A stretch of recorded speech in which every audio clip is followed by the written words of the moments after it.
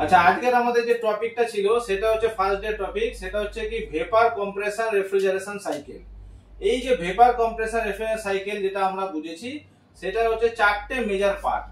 প্রথম পার্ট হচ্ছে কম্প্রেসার, তারপর হচ্ছে কন্ডেন্সার, তারপর হচ্ছে এক্সপেনশন ভালভ, তারপর হচ্ছে ইভাপোরেটর। তো এই যে চারটে যে मेन पार्ट, तार की वर्किंग प्रोफाइल আছে সেটা আমরা ডিসকাস করছি। तो इसमें हम लोग डिस्कस करने से पहले ये जो चार जो मेजर पार्ट है, कंप्रेसर, कंडेंसर, एक्सपेंशन वाल्व और इवापोरेटर। तो कंप्रेसर का काम क्या है? कंप्रेसर का काम है कंप्रेस करना। कौन से किसको कंप्रेस करता है? रेफ्रिजरेंट को कंप्रेस करता है।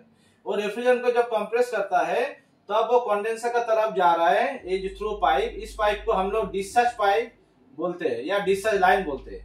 ये डिस्चार्ज पाइप का तरह उसमें high temperature high pressure vapour जा रहा है, और रेफ्रिजरेंट जब जाता है उसका हाई टेम्परेचर रहता है लगभग 85 टू 90 डिग्री सेंटीग्रेड, और हाई प्रेशर रहता है 270 से 284 पीएसआई। पीएसआई मतलब पाउंड पर स्क्वायर इंच। ये जब जाता है कंडेंसर में, कंडेंसर को मैं दोनों पार्ट में डिवाइड किया। पहला जो इन हो रहा है उसमें वेपर इनपुट हो रहा है, इसका बाद ये वेपर होने के बाद ये वेपर नेचुरल एयर और फैन का द्वारा हीट रिजेक्ट होने के बाद ये क्या होता है, वेपर से लिक्विड में कन्वर्ट होता है। जब ये लिक्विड में कन्वर्ट होता है तब उसका टेम्परेचर और पीएसआई सेम रहता है, 270 से 284 पीएसआई रहता है, और टेम्परेचर रहता है 85 टू 90 डिग्री सेंटीग्रेड। कि लेकिन क्या हो गया, वेपर अवस्था में था लेकिन ये अवस्था लिक्विड में कन्वर्ट हो गया। उसका बाद आ रहा हूं मेन डिवाइस जो होता है एक्सपेंशन भाल्व। एक्सपेंशन भाल्व मतलब हो गया मेरा just like a capillary tube.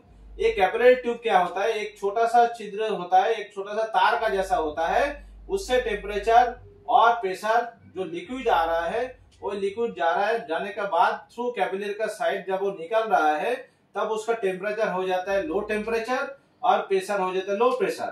तो आप लोग देख सकते हो लो टेम्परेचर मतलब है 5 डिग्री सेंटीग्रेड हो गया, और लो प्रेशर हो गया 71 पीएसआई प्रेशर।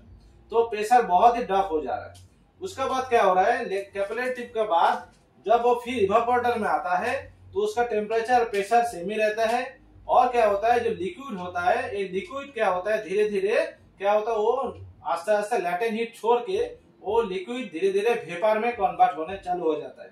लेकिन ये वेपर पूरा नहीं होता है, वो 90% वेपर रहता है और 10% लिक्विड फॉर्म में रहता है, जिसको हम लोग बोलते हैं सैचुरेटेड वेपर। ये सैचुरेटेड वेपर जब निकलता है इवापोरेटर से तब वो टेम्परेचर और प्रेशर सेम ही रहता है, लेकिन वो धीरे धीरे जब आता है कंप्रेसर का पहले तो उधर पे एक एक्यूमुलेटर भी इस्तेमाल किया जाता है।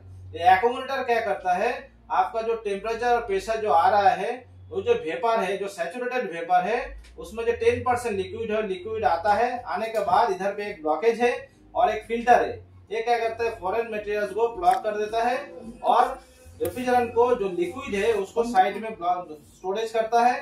सिर्फ वेपर को इस पाइप का थ्रू वो धीरे धीरे क्या करता है, आस्ते आस्ते रेफ्रिजरेंट को ये पाइप का थ्रू धीरे धीरे सिर्फ वेपर ही जाता है कंप्रेसर का तरफ।